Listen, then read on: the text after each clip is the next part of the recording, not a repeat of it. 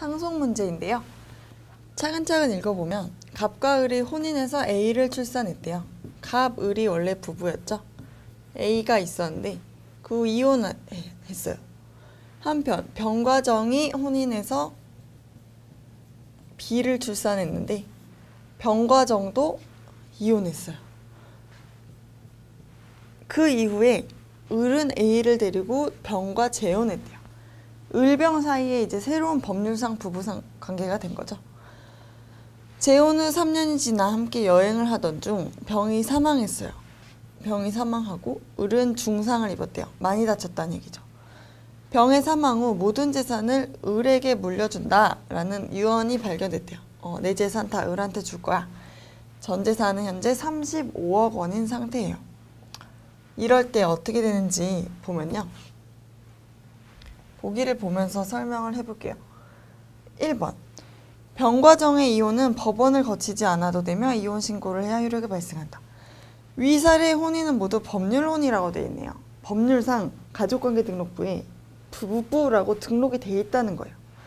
그럼 그 장부를 지우려면은 우리 이혼하자 라고 하는 것만으로는 부족하고 항상 법원을 거쳐야 돼요. 법원에 가서 우리 장부를 지우겠다. 이걸 협의를 하든지 소송을 하든지 어쨌든 법원을 통해야 된다라는 거예요. 2번. 정은 B에 대한 면접 교섭권을 가지며 병의 사망으로 을이 B에 대한 친권을 가진다. 앞부분을 보면 정은 B의 친부모죠. 친부모는 항상 면접 교섭권이 있어요. 자기 자식을 볼 수 있는 권리라는 뜻이에요. 이혼을 하고 병이 기르기로 했다고 결정했더라도 자기가 B가 보고 싶으면 만나게 해줄 권리가 있다는 거예요. 병의 사망으로 을이 이제부터 친권을 가진다. 친권이란 건 미성년자에 대한 부모의 권리라는 거거든요. 미성년자를 이제 어떻게 키울지 결정할 수가 있죠. 미성년자의 법률행위에 뭐 어떻게 하라고 지도를 한다거나 이런 게 다 친권인데 이 친권은 친부모한테 속하는 거지 재혼했다고 해서 친권이 자기한테 생기는 게 아니에요. 3번. 유언의 효력이 있고 을이 사망하지 않은 경우 을은 최대 21억 원을 받는다. 병은 35억이 있었는데 이 35억에 대해서 을의 자식인 A는 지금 상속인이 아니에요. 을이랑 원래 병의 자식이었던 B만 상속인인데 1.5 대 1의 비율로 35억을 나눠 가져야 되죠. 원래는 이랬을 텐데 지금 모든 재산을 을한테 준다고 했잖아요. 그러니까 35억을 일단 다 가져와요. 근데 B가 내가 원래 이만큼은 내가 받을 수 있었어 라는 거죠. 3대 2니까 5분의 2네요. 35억의 5분의 2면은 B가 원래는 14억까지 최대 받을 수 있었던 거예요. 그런데 나한테 14억 다 돌려줘 이렇게는 못하고 유류분을 청구할 때는 원래 법정 상속분의 딱 절반만큼을 청구할 수 있죠. 14억의 2분의 1인 7억 원 돌려줘 라고 할 수 있어요. 그러면 을이 35억 다 가져와 있었는데 B가 7억 돌려줘 라고 하면 돌려줘야 되죠. 그럼 35억에서 7억을 돌려주면 을한테 최종적으로 남는 금액은 28억 원이 되죠. 그래서 21억 원이 아니라 최대 28억까지 받을 수 있는 거예요. 그 다음에 4번을 볼게요. 만약에 유언의 효력이 없었다.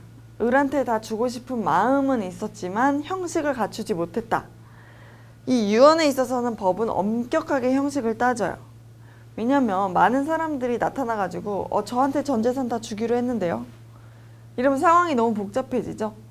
그런 걸 막기 위해서 딱 법이 정한 방법으로만 유언을 할 수 있게 돼 있어요. 그래서 이 유언장이 효력이 없었다면 없는 것과 같은 거죠. 그리고 그 이후에 을도 사망한 경우 A, B와 상속 금액은 동일하다. 계산해보면요. 유언의 효력이 없었던 경우에는 1.5 대 1로 원래는 을과 B가 나눠 받겠죠. 35억을. 그럼 그렇게 되면 B가 14억 가져가고 을이 21억을 가져갔을 거예요. 근데 그 이후에 을도 사망했다면 을의 재산은 어떻게 되냐? B는 을의 자식이 아니죠. 병의 자식이었을 뿐이에요. 그러니까 을이 죽었다고 해서 B가 상속을 받지 못해요.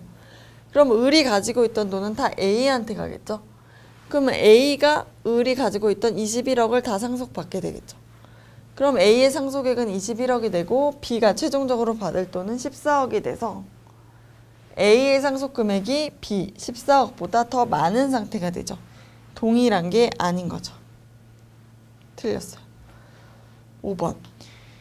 유언의 효력이 없고 을이 사망하지 않은 경우 만약 병이 A를 양자로 입양했었다면 B의 상속분은 10억 원이다.